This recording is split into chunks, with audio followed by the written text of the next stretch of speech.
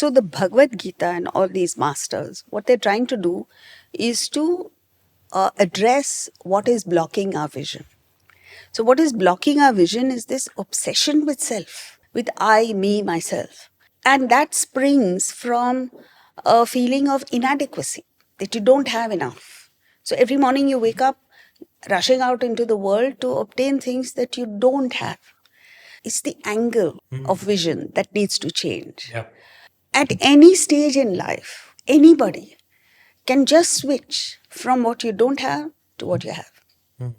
What is preventing you from seeing what you have is that we give value only to the things we've paid for. All the things that you said are things that come for free Yeah. and in abundance. So you take it for granted. So what's the big deal? I'm able to breathe, I'm able to digest. The sun shines, sun rises every day. But if you really look at it, it's a crazy. beautiful world. It's mind-boggling. And that perspective is what makes you spiritual.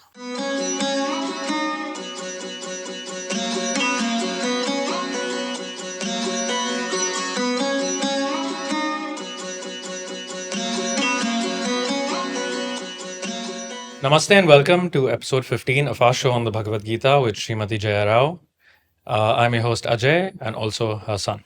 Jayaji, to begin the show this week, we're going to go with one of our viewer questions. It's from Pallav Kamlakar, and he asks, what is the basic minimum requirement to be a spiritual person?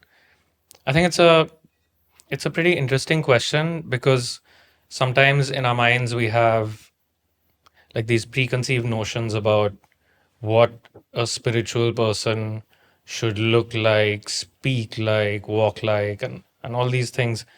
But in reality, it's quite different, right? I don't think it's about going to a mosque, church, or temple every week or every day, or praying every day.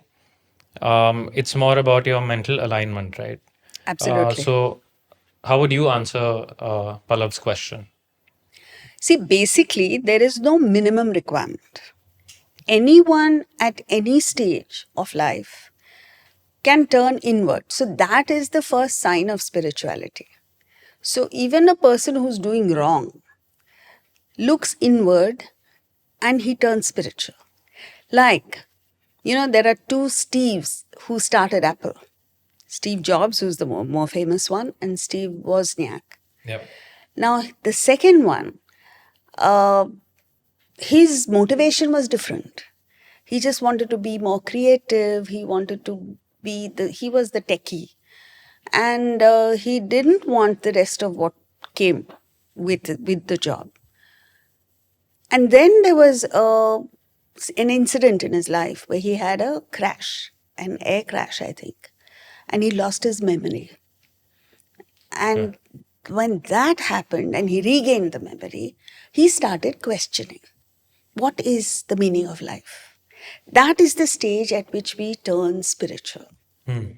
So anybody at any stage, at any age, anywhere in the world, starts thinking of what is life all about? And thinks of the beyond and not just the obvious. I think that is the beginning of spiritual life, your spiritual journey. And then it's up to you how far you want to take it. So one of the terms you mentioned is turning inward. So what exactly do you mean when you say turning inward? Yes, it's looking at it from a different perspective. Like the normal trend is to look at success, for instance, in terms of money, fame, name, the good things of life, so on and so forth. Yeah. And then you question that. A turning inward also means when things go wrong in your life or anything happens in your life, you're able to look at it from an internal perspective. For instance, the cricketer, the bowler Ashwin, gave an interview recently, which was very interesting. So the journalist asked, provoking a negative response from him. Like he asked him, why were you dropped? What, so on and so forth. He went to Australia and he was sent back. Yeah, I remember that. And so he said, Gautam Gambhir has a job to do, and he's doing his job. It's not his job to look at my perspective. And yes, when I was dropped, at that time, maybe I did feel bitter or frustrated, but that's also okay. It's my emotion. And then he spoke of Virat Kohli being dropped before the 10,000 runs. And he says, that's just a number. But that doesn't take away the fact that he has been an absolutely remarkable servant of the game. This is the term he used. And there was something about that interview. The other thing he said is, when you want milestones for yourself, it's all about ego. And he said, all my life I've been battling ego because that is what comes in the way of your happiness. Yeah. So you take away the I and everything falls in place. Yeah. So the fact that he's speaking like this and giving a different perspective. The other thing he said, which was absolutely astounding, was he said, I told my father, when I'm in the house, never speak ill of any of my teammates. What a wonderful thing to say. Yeah, this is being spiritual. Who you are, your thoughts eventually manifest in your behavior, your physical appearance, somewhere. How you interact with the world is a product of your thoughts, and if your thoughts aren't positive, or at least you're trying to seek some meaning, if that is not there, it becomes too obvious to someone who can perceive it, right? Yes. So you can be wearing saffron robes, or you can be a priest in a church, or you can be a Maulana in a mosque. You can be all of that on the surface, but if our thoughts are not aligned, it's jarring, right? Because they say nowadays, especially in social media, the vibes don't lie, right? And it's true, because it's almost like you don't even have to say anything, because it's you walk into a room with a certain energy, right? You walk into a space, and the space, you exude a certain vibe. So you can't fake it beyond a point. You can't fake it at all. Yeah. Beyond a point is out of the question. So, and that is there for everyone to see. So the aura that you exude comes from essentially just a peaceful mind. Anybody who has a peaceful mind exudes this wonderful aura. And it has nothing to do with the clothes that the person wears or the language that he speaks, he or she, or anything around. It's just the aura. Yeah. And this comes only through, and this peace of mind comes only through unselfishness. So it is the selfishness that is almost like bad breath. It's unbearable. It puts off people. So, and we're all carrying that. Yeah. And no one is making an attempt to remove that. We're all Botoxing ourselves. We're looking at wearing designer clothes, designer bags, and all of that. Which no design of mind, though. Exactly. Yeah. So that is where the focus should be. And once your focus turns there, then you transform into a wonderful person. No, and I think at some level, everything else follows, right? Absolutely. If you set the base right, everything that sits on top of that will align automatically. Yes. You don't even have to try at some level. Yeah. Sometimes people say, it's so difficult to be spiritual in such a materialistic world. But if you flip it, right, there's so much, there's miracles happening every second of the day. You look at our physical bodies, without any conscious effort, our digestive system works almost perfectly most of the time. The oxygen that we breathe, the heart doesn't say, I need a break, it's been a rough day. I mean, it just goes on tirelessly, and it's like there's miracles happening inside us all the time. There's miracles happening every day. The sun rises every day. How does that happen, right? I mean, you think about, oh, like, oh yeah, it's getting hot again. Arey, the sun is rising every day at the same time, or it's like there's a proper schedule that it follows. How on earth does that happen, right? And we're so blind to it sometimes that um I just feel like there's indicators everywhere in our lives and we choose not to see them. So the Bhagavad Gita and all these masters, what they're trying to do is to address what is blocking our vision.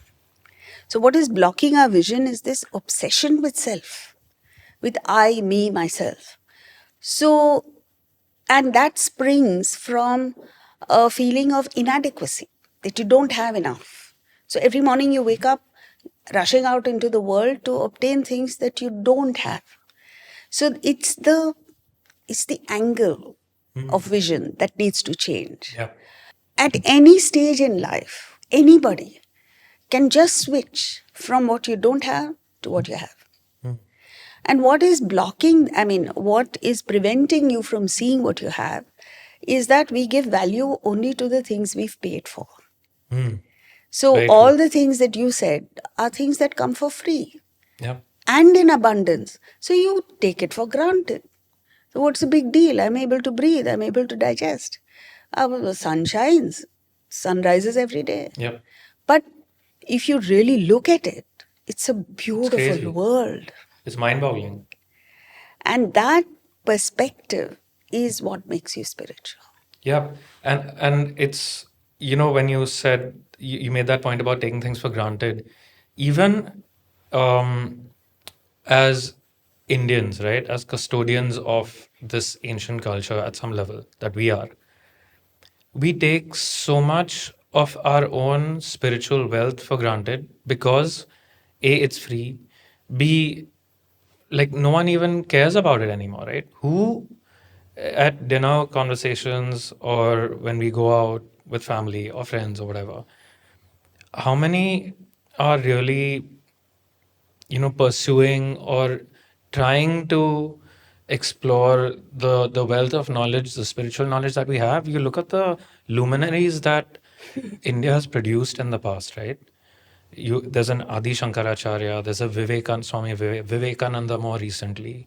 But you look at the past, like hundreds and thousands of like anonymous wise people who have written texts like the Upanishads. Like if you read like one sentence of the Upanishads, it's like you can get just blown away, and it would take us like a week to come back to normal. It's like that stuff is so potent, and we just don't have the value for it because it's so easily accessible to us. It's not just that. There is no exposure. Exactly. Right. So when there is, in the past, the older generation exposed the younger generation from birth. Yeah. So everything, the lifestyle, the conversation, everything would revolve around higher things. Not necessarily Upanishad or Bhagavad Gita. Like we discussed Ashwin's interview. How many people, this is all over social media. How many people even watch it? How many people even pick it up? So, or Steve Wozniak, he was in business. Nobody even thinks, why did he opt out? So that exposure must be there, which we are trying to cultivate. If that exposure is not there, then you don't have that subtlety. It's like classical music. It's boring in the beginning. But as you listen to it, it does things to you that nothing else does. Yeah. And it's a pity that nobody, absolutely nobody, has that exposure in the upbringing. Children don't have it at all. Yeah, it's not as common as it could be. Yeah. Coming back to the question that we were talking about, where we talk about the basic minimum requirement of a spiritual person. And I was doing a bit of research, and there were like 4 qualities that they talk about of a spiritual student. And the first one they talk about is viveka, which is the ability to distinguish between what is lasting or permanent and what is temporary, and knowing, you know, that the world and material things are transient and passing, and distinguishing that from whatever it is that is permanent in the world. So, could you like explain that quality for us? Yes, this viveka or discrimination is a very important aspect which keeps us on course, prevents us from going off at a tangent. So, what it is to understand that everything that happens in life is temporary, passing.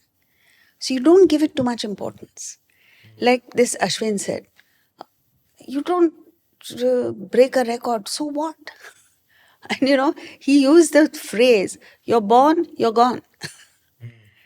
And if you understand it in that context, you don't get agitated, you don't get disturbed, you don't get frustrated over things that happen in the world which will pass. Yeah. Your focus shifts to that which is permanent, which will stay with you. And this is not just spirit and matter, even within the world. Like, for instance, everyone is focusing on making more money. But how much of that money are you really enjoying? Or are you translating into your life? Yep. And if that is not happening, then what's the point? Little things like this. Or if someone says something nasty to you, you say the relationship matters more than this interaction. Yeah. So you ignore it. There are so many ramifications of this viveka. Yeah. Just understanding that everything in the world will pass. So there is a saying that there was a sage who used to say, anybody came and said anything to him, he'd say, Tatakim, means so what? And that's a wonderful attitude to have. So what? I mean, there's a war going on. So what? Because these things will happen in the world. It's not that you're indifferent, Yeah. but you don't get overly excited. So that is the first quality. Yeah. So the second quality they talk about is the quality of vairagya, and it talks about healthy detachment and enjoying things without really needing them. So, can you talk about that quality, please? Yes, see, when you do viveka, so you discriminate between that which is permanent, the higher, and the lower, which is impermanent. So then vairagya follows. Okay. Yeah? So you let go of your attachment to things that will pass anyway. So nothing at that level disturbs you. So like you said, you're objective, you're detached, yet you enjoy it. You enjoy a good meal, you enjoy a party, you enjoy a vacation, you enjoy it to the full. But you're not affected and you're not dependent on it. So when you're denied it or deprived of it, you're equally happy. Yeah, and you see that in like spiritual people, which because they, in fact, spirituality gives you, maximizes your ability to enjoy experiences, right? Even sensory experiences.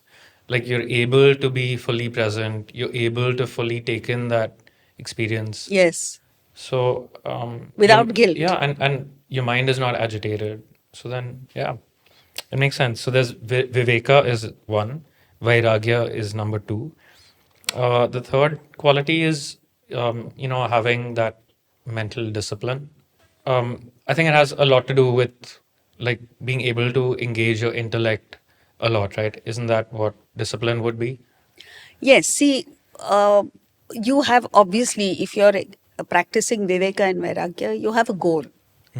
Now, when you have a goal and your mind wants to do something that is not aligned to the goal, Yeah.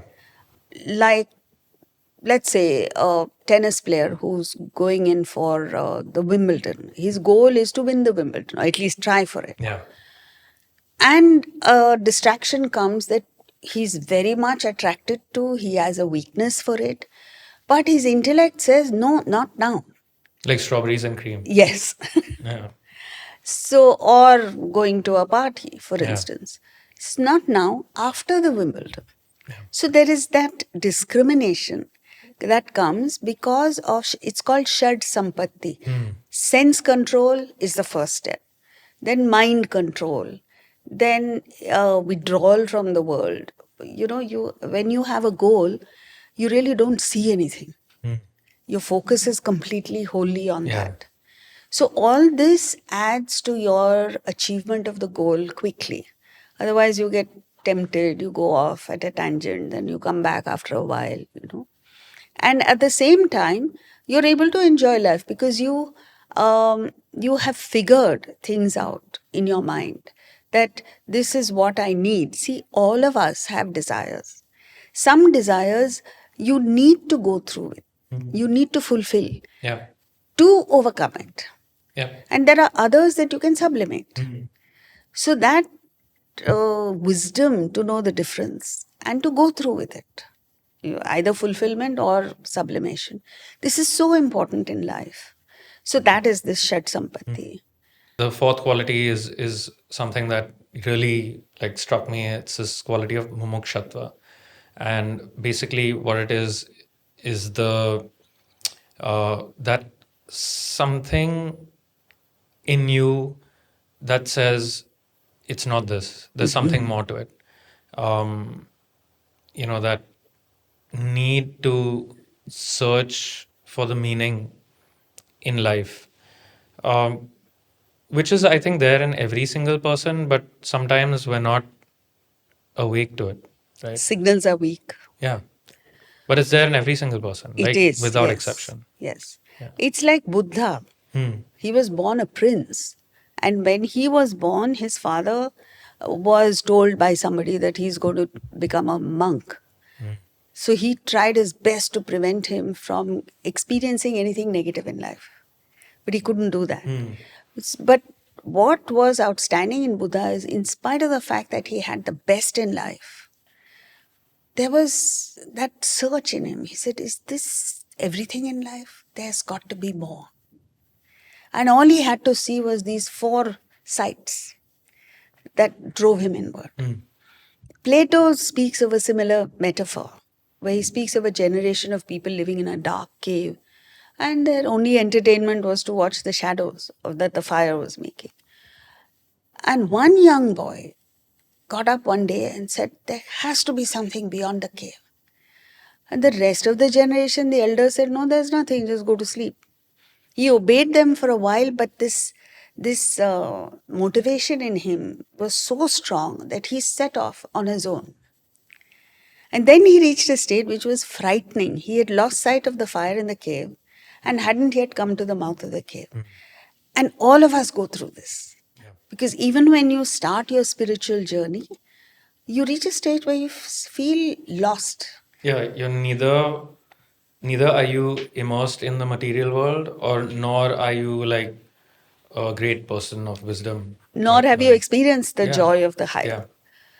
That is where your conviction comes in, that there's got to be something.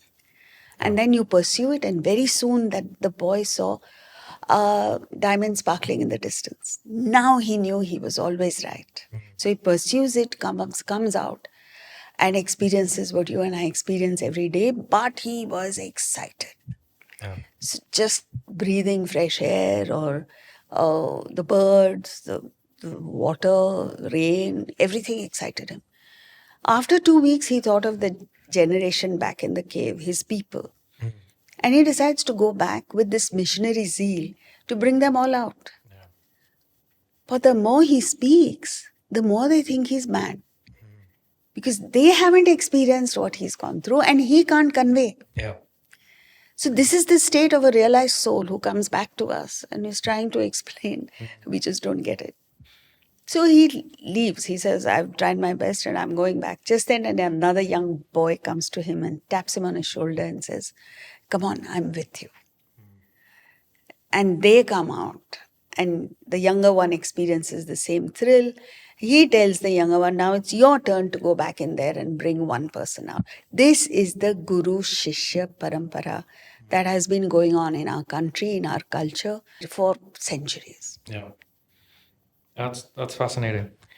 And the truth is, like, even a little bit of, if you encourage this questioning, this seeking desire or mumukshatva, even just a little bit, like the return, if even if you put in 1%, it feels like the return on that is like 90%.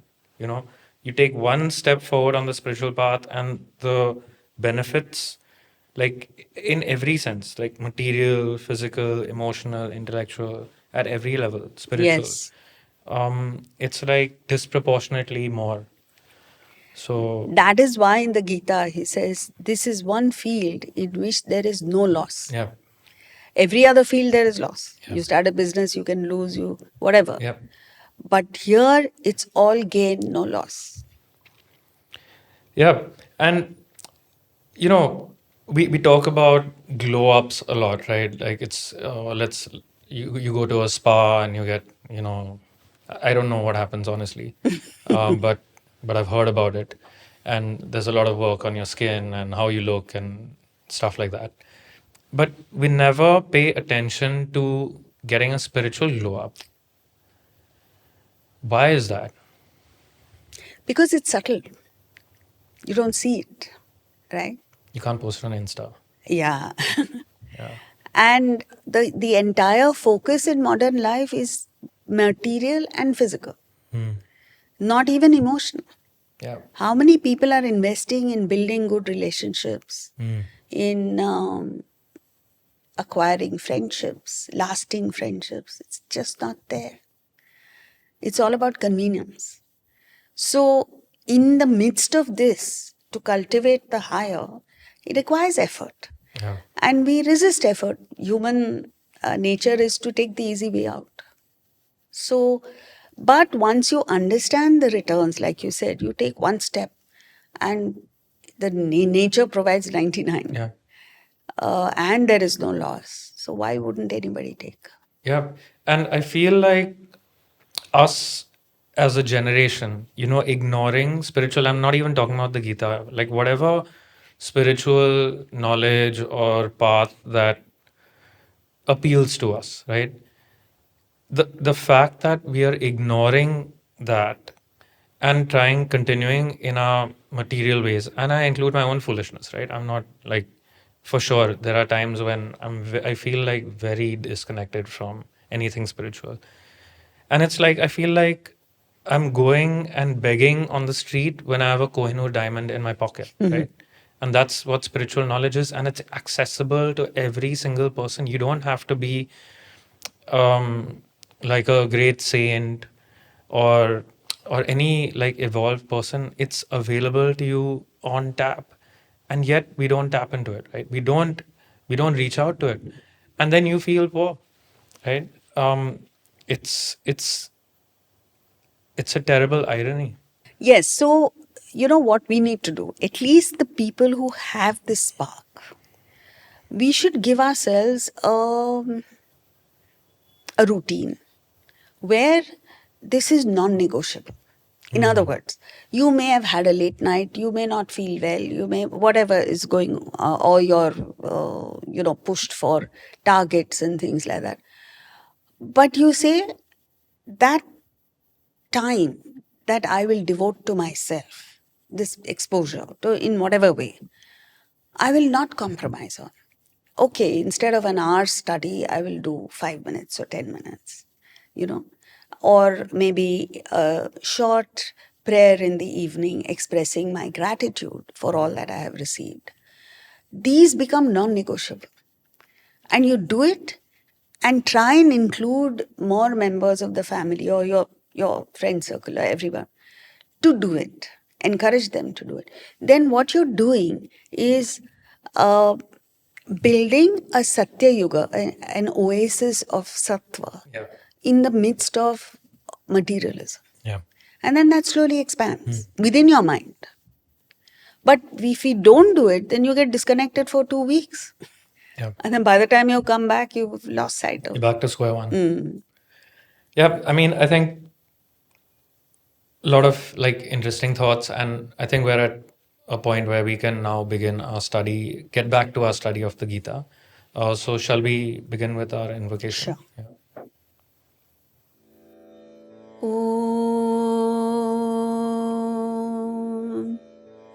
Sahanavavatu Sahanau Bhunaktu Sahaviryam Karavavahai Tejasvinavadhitamastu ma vidvishavahai. Om Shanti Shanti Shanti. So now we're in chapter 2, and we're doing verse 67 now. And here Lord Krishna says, following the restive senses, the mind pulls one's discrimination away as the wind pulls a boat in water. So, yes, now the sequence of thought is in verse 60, which we did Yeah. 2 weeks back, I think. He says, the stormy senses drag the mind of even a constantly striving wise person. Then 61 to 66, 6 verses, he devotes to just explaining the importance of the intellect. So first he gives the ladder of fall, then he gives the formula for self-control. And then he says, in that peace, so when you control your senses, you gain peace. Prasadam adhigacchati. Prasadam is peace. Then he says, in that peace, your intellect becomes sharp. And the sharper the intellect, the more you're able to control the senses. The more you control, the greater the peace. So this is how it goes on till you get absolute peace. Now, he in 67, he's connecting with 60 and saying that mind, which had been dragged by the senses, now takes away the intellect. And he's already said, buddhi nashat pranashyati. Your intellect goes, you're destroyed. Yeah. You perish.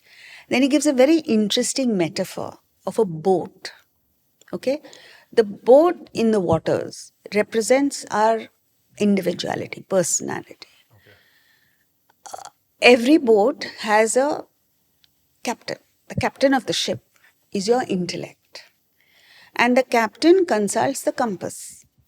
The compass is an interesting instrument which does just one thing, it points north. But once you know north, you know everything else.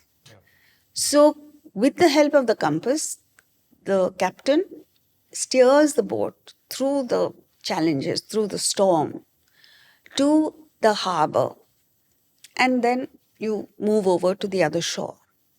So, this is your journey, your spiritual journey. The individual is in the world, the waters represent the world, and the storm is the mind. The more desires in the mind, the greater is the storm. But if your intellect is in place, you know exactly how to navigate through the challenges of life. After consulting the compass, compass is your conscience, your subtle intellect, which never goes wrong. It always points to the spiritual north, which is Atman, the spirit. Then you reach the harbor of peace. You meditate and move over to the shore of immortality. You started from the shore of mortality. So this is a beautiful metaphor that fits in. So this is verse 67. So moving on to verse 68, Lord Krishna says, therefore, one is established in wisdom when one's senses are wholly withdrawn from sense objects. O Mahabaho, mighty armed one. So here he's concluding. What started with verse 60? And then throughout he's talking about sense control. Yeah. So after giving us the whole thing, his conclusion is, therefore now where do you begin? What is your CTA? What is your call to action? Start with the senses. Therefore control all your senses. Yeah. Not just one. Now if you look at most human beings, you have control over one thing. But you don't have control over everything. Or you have control over most things except one. Typically, Maybe. that's how it is. Yeah. But that is not because all your energies get Dissipated. dissipated there. So starting point is sense control, and he's emphasizing it because all of us get into the spiritual field, we start meditating, we do all sorts of things with no reference to sense control in the way that it has been prescribed here. Yeah. Not self-denial. There are lots of people who do self-denial. Yeah. Like all the people who want to remain slim and attractive, they deny themselves good food, but that causes frustration. So they get angry. Angry, you mean? Yeah. But that's not how you should do it. Yeah. And this is a beautiful sequence of thought which culminates in verse 68. And then the next few verses take off into a different realm altogether. Yeah.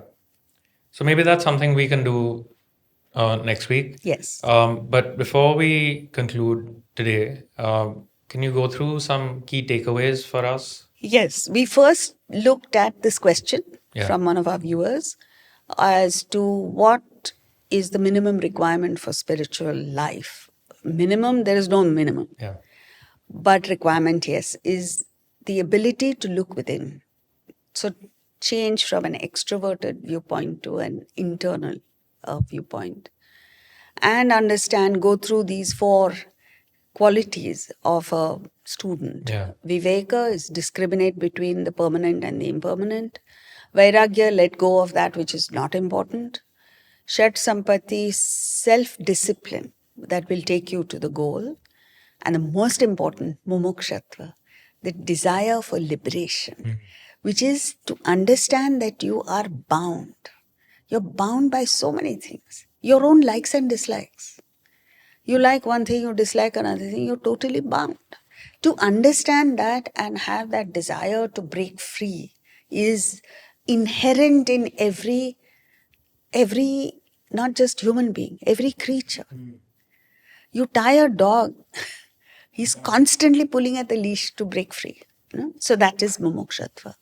And then we looked at verse 68, 67 and 68, where we saw how important sense control is. 67, we saw how the mind pulls the intellect away, and that beautiful metaphor of port. And 68 says, therefore, where do you start? Sense control. Yeah, so I think a lot of stuff for us to reflect on, think over, work on. So, yeah, it's a lot of homework for us, which is great. Shall we end with the closing invocation? Sure.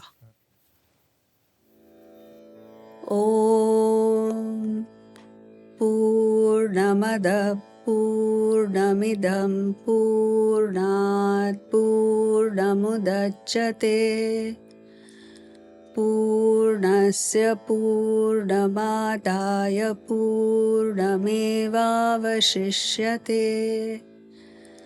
Om Shanti Shanti Shanti. Okay, everyone, thank you so much for joining us this week. We really enjoyed, taking one of the viewer questions this week. And as always, if you have questions that you'd like to ask, please leave them in the comments. And yeah, have a great week ahead, and we'll see you soon. Bye.